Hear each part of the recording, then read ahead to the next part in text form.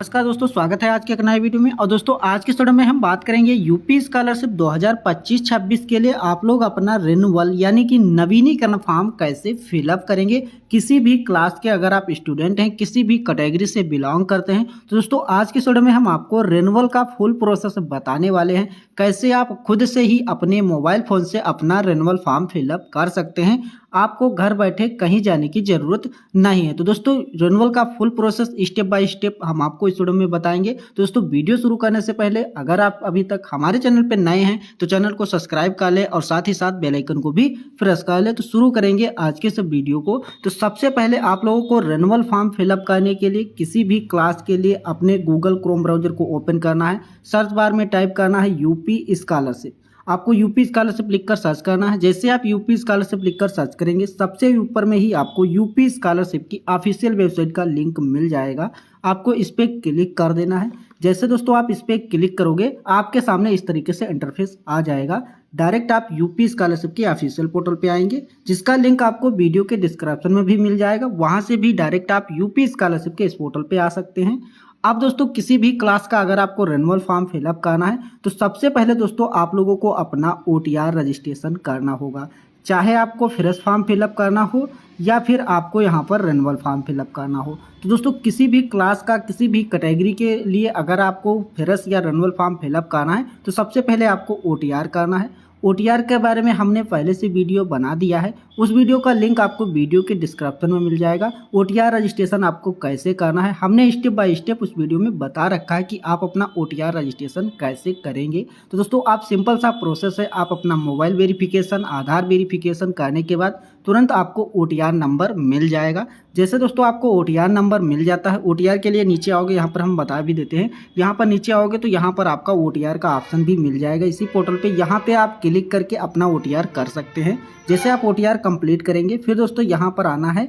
आपको student section का जो ऑप्शन दिख रहा है यहाँ पे आपको स्टूडेंट सेक्शन, इस पे आपको क्लिक कर देना है। जैसे दोस्तों आप क्लिक करोगे फिर दोस्तों यहाँ पर आपको 3 ऑप्शन आ जाएंगे। आपका न्यू रजिस्ट्रेशन, इसके बाद दोस्तों यहाँ पर फ्रेश लॉगिन, फिर यहाँ पर आपको रिन्यूअल लॉगिन। तो जिन छात्रों को यहाँ पर फ्रेश फॉर्म फिलअप करना है उनके लिए सबसे पहले रजिस्ट्रेशन करेंगे, फिर यहाँ पर लॉगिन फ्रेश से अपना लॉगिन करके फ्रेश फॉर्म फिलअप करेंगे, जिसके लिए हमने ऑलरेडी वीडियो बना दिया है। उसका भी लिंक आपको वीडियो के डिस्क्रिप्शन में मिल जाएगा।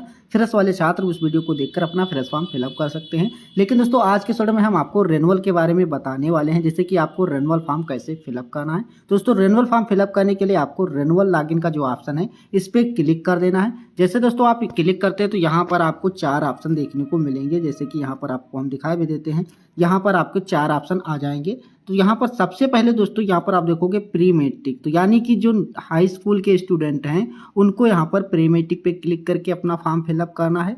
इसके अलावा अगर आप इंटरमीडिएट कक्षा 11-12 के छात्र हैं तो यहाँ पर आपको पोस्ट मैट्रिक स्टूडेंट के ऑप्शन से आपको क्लिक करके अपना फॉर्म फिलअप करना है। इसके अलावा अगर आप यहाँ पर इंटर के ऊपर कोई भी कोर्स कर रहे थे जिसके लिए यहाँ पर आपको रिन्यूअल फॉर्म फिलअप करना है, चाहे वो सेकेंड ईयर का हो या थर्ड ईयर का हो या फोर्थ ईयर के आप स्टूडेंट हैं, पिछली बार फॉर्म फिलअप किया था, तो यहाँ पर आपको पोस्ट मैट्रिक अदर इंटरमीडिएट जितने भी इंटर के ऊपर के सभी छात्र, क्योंकि दोस्तों रिन्यूअल का जो प्रोसेस है सभी छात्रों के लिए, चाहे आप हाई स्कूल के लिए करिए, चाहे आप 9th यहाँ पर कक्षा 12 के लिए करिए, चाहे आप यहाँ पर इंटर के ऊपर किसी भी कोर्स के लिए करिए, आपका जो रिन्यूअल का प्रोसेस है सभी छात्रों के लिए सेम प्रोसेस है, कोई भी बदलाव नहीं है प्रोसेस में। आपका सिंपल प्रोसेस, आप उस तरीके से अपना रिन्यूअल फॉर्म फिलअप करेंगे। तो हम यहाँ पर कोर्स वाले बच्चों के लिए बात करेंगे। तो यहाँ पर कोर्स अगर आपका है, कोर्स कर रहे हैं, तो उसके लिए पोस्ट मैट्रिक अदर इंटरमीडिएट का ऑप्शन है, इस पर आप क्लिक करेंगे। जैसे दोस्तों आप क्लिक करेंगे आपके सामने लॉगिन पेज ओपन हो जाएगा। अब दोस्तों यहाँ पर लॉगिन करने के लिए सबसे पहले आपके पास क्या क्या होना चाहिए, तो यहाँ पर आपका रिन्यूअल फॉर्म आप लॉगिन कर रहे हैं, पोस्ट मैट्रिक अदर इंटरमीडिएट का यानी कि कोर्स वाले बच्चे हैं। फिर यहाँ पर आपके पास रजिस्ट्रेशन नंबर 2024-25 यानी कि पिछली बार आपने जो फॉर्म फिलअप किया था उसका एक रजिस्ट्रेशन नंबर मिला होगा जिसको आपने सुरक्षित रखा होगा, वो रजिस्ट्रेशन नंबर आप यहाँ पर फिलअप करेंगे। इसके बाद जो अभी हमने बताया था कि OTR सबसे पहले करेंगे, तो OTR को आपको इस कॉलम में फिलअप करना है, सेकेंड वाले कॉलम में।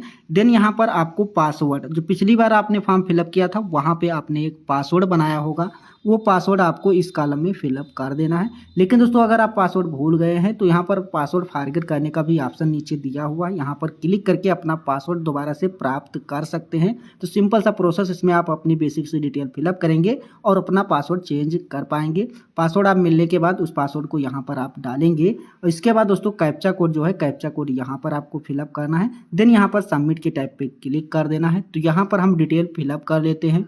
डिटेल फिलअप करने के बाद आपको यहाँ पर सबमिट का जो ऑप्शन दिख रहा है, सबमिट के ऑप्शन पे क्लिक कर देना है। जैसे दोस्तों आप सबमिट के ऑप्शन पे क्लिक करोगे, आप सक्सेसफुल लॉगिन हो जाओगे अपने पोर्टल पे।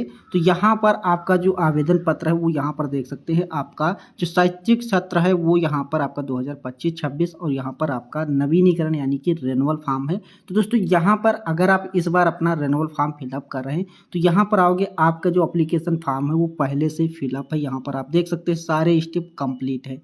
तो दोस्तों यहाँ पर आपका सारे स्टेप पहले से ही कंप्लीट रहेंगे। इन फॉर्म को यहाँ पर कोई भी आपको इस फॉर्म में फिलअप करने की ज़रूरत नहीं, जो आपका रेनुअल फॉर्म है। अब यहाँ पर केवल मात्र आपको एक ही काम करना है। जैसे आओगे तो यहाँ पर स्टेटस बार आपका दिखेगा। स्टेटस बार में यहाँ पर आप देखोगे आपका यहाँ पर रजिस्ट्रेशन, आधार, मोबाइल, आय एवं जात, यो अभी आपका रहेगा, इनकम सर्टिफिकेट वो भी यहाँ पर आपका कंप्लीट है, NPCI सत्यापन कंप्लीट है। और दोस्तों यहाँ पर पिछली बार अगर आप फॉर्म फिलअप कर रहे होंगे तो यहाँ पर आवेदन पत्र संशोधित का जो ऑप्शन वो यहाँ पर आपको देखने को मिल रहा होगा। यहाँ से आप अपने फॉर्म में कोई भी संशोधन कर सकते थे, लेकिन दोस्तों अभी यहाँ पर आप कोई भी संशोधन नहीं कर सकते हैं, क्योंकि दोस्तों आपने जो डिटेल है वो पहले ही फिलअप कर दी है। उसी के अनुसार ये आपका फॉर्म ऑटोमेटिक फिलअप हो जाएगा। इस बार आपको कुछ करने की ज़रूरत नहीं है। और इसके बाद दोस्तों जांच है तो आवेदन प्रिंट मिलता था, लेकिन अब आपको वो भी नहीं मिलेगा, क्योंकि दोस्तों जब आपने फॉर्म फिलअप नहीं किया तो ये सारी चीज़ें आपको नहीं मिलेंगी। आपकी तरफ से कोई चीज़ें यहाँ पर फिलअप नहीं की जा रही, तो इसमें आप जाँच क्या करेंगे, क्योंकि ये ऑटोमेटिक फॉर्म फिलअप हो रहा है। अब दोस्तों यहाँ पर आप नीचे स्क्रॉल डाउन करोगे तो यहाँ पर आप देखोगे केवल एक ऑप्शन यहाँ पर आपको देखने को मिलेगा, संस्था में जमा करने हो तो आवेदन प्रिंट करें। तो दोस्तों ये इस बार आपको केवल आपको संस्था में जमा करने तो आवेदन प्रिंट है, उसी को यहाँ पर आपको प्रिंट निकालना है। बाकी सारी चीज़ें आपकी पहले से ही फिलअप है। फर्स्ट ईयर के अनुसार या आप थर्ड ईयर के फिलअप कर रहे हैं तो यहाँ पर सेकेंड ईयर के अनुसार आपकी डिटेल पहले से ही ऑटोमेटिक फिलअप रहेंगी। अब दोस्तों यहाँ पर कई सारे छात्रों के सवाल होते हैं कि इनका इनकम सर्टिफिकेट यहाँ पर एक्सपायर हो चुका है या कोई अन्य प्रॉब्लम, तो आगे हम आपको डिस्कस करेंगे। तो पहले आप यहाँ पर संस्था में जमा करें तो आवेदन प्रिंट का ऑप्शन है, जैसे आप लॉगिन करेंगे। इस बार कुछ करने की जरूरत नहीं, डायरेक्ट आपको संस्था में जमा करें तो आवेदन प्रिंट के ऑप्शन पे क्लिक कर देना है। जैसे आप क्लिक करोगे तो यहाँ पर आपका आवेदन फॉर्म आ जाएगा। जो भी यहाँ पर एप्लीकेशन रहेगा इसमें आपकी सारी डिटेल रहेंगी। जैसे कि यहाँ पर आप देखोगे आपका जो फॉर्म है वो संस्था में जमा करने हेतु है। तो दोस्तों पहले क्या होता था, आपको जांच शीट प्रिंट मिलती थी, उसके बाद आप संस्था में जमा करने हेतु निकालते थे। लेकिन इस बार दोस्तों केवल आपको संस्था में जमा करने तो आवेदन प्रिंट का ही ऑप्शन मिलेगा। जो भी डिटेल है वो आगे हम दिखाएंगे किस तरीके से आपकी डिटेल फिलअप है। अब दोस्तों यहाँ पर आप संस्था में जमा करें, जो कि आज की डेट है, यहाँ पर आप देख सकते हैं आज की डेट में आप यहाँ पर अपना फॉर्म फिलअप कर रहे हैं। देन यहाँ पर आपकी सारी डिटेल जैसे कि पर्सनल डिटेल, आपका रजिस्ट्रेशन नंबर से लेकर ये सारी डिटेल यहाँ पर आपकी रहेंगी, जो यहाँ पर आपने पिछली बार फर्स्ट ईयर में अपना रजिस्ट्रेशन में फिलअप किया था वो सारी डिटेल यहाँ पर रहेंगी। अब दोस्तों नीचे स्क्रॉल डाउन करते हैं, यहाँ पर आप आओगे तो यहाँ पर आपकी शैक्षिक विवरण की डिटेल देखने को मिलेंगी। जैसे कि शैक्षिक विवरण जो भी आपका रहेगा, जो भी आप कोर्स कर रहे हैं उसके अनुसार यहाँ पर रहेंगी। तो यहाँ पर इनका जो कोर्स रहेगा वो यहाँ पर ऑटोमेटिक है। इसके बाद दोस्तों यहाँ पर जो आपकी पाठ्यक्रम की अवधि है वो यहाँ पर ऑटोमेटिक चेंज हो चुकी है। जैसे कि इनका फॉर्म जो है सेकेंड ईयर के लिए है, ITI के लिए फिलअप कर रहे हैं तो इनका सेकेंड ईयर इस बार है, तो सेकेंड ईयर ऑटोमेटिक आ चुका है, अपडेट हो चुका है। यहाँ पर अपडेट करने की ज़रूरत नहीं है। अब दोस्तों यहाँ पर आपकी चेंज क्या होने वाली है, जो यहाँ पर आपका चेंज किया जाएगा वो यहाँ पर आपकी जो फर्स्ट ईयर में डेट है वो यहाँ पर सेम ऐसे ही पड़ी रहेगी। लेकिन दोस्तों यहाँ पर आपकी जो सेकेंड ईयर की डेट है, जैसे वर्तमान जो आपका वर्तमान सत्र है उसमें आपकी डेट क्या रहेगी, ये आपकी डेट चेंज होगी, जो कि आपके कॉलेज की तरफ से चेंज की जाएगी। आपकी तरफ से इसमें कोई भी चेंज नहीं किया जाएगा। और बाकी सारी चीज़ें यहाँ पर आप देख सकते हैं, आपका यहाँ पर जो है ये आपकी डेट चेंज हो जाएगी। जो यहाँ पर सेकेंड ईयर की डेट है ये एडमिशन की डेट होती है, ये कॉलेज की तरफ से चेंज की जाएगी। अब दोस्तों यहाँ पर आपका जो पूर्णांक और प्रतांक होता है गत वर्ष, यानी कि आपका जो फर्स्ट ईयर का पूर्णांक रहेगा और प्रतांक रहेगा, ये सारी चीज़ें आपके कॉलेज की तरफ से अपडेट की जाएंगी। जब आपका फॉर्म आगे फॉरवर्ड किया जाएगा तो आपको ये भी करने की ज़रूरत नहीं, ये आपकी कॉलेज की तरफ से जो भी आपके नंबर आए होंगे उसी के अनुसार आपका फॉर्म आगे फॉरवर्ड कर दिया जाएगा। रिजल्ट के अनुसार आपको रिजल्ट की कॉपी इसमें देनी होगी। आप दोस्तों नीचे आओगे तो यहाँ पर अब आप लोगों के सवाल होते हैं आपका इनकम सर्टिफिकेट और कास्ट सर्टिफिकेट।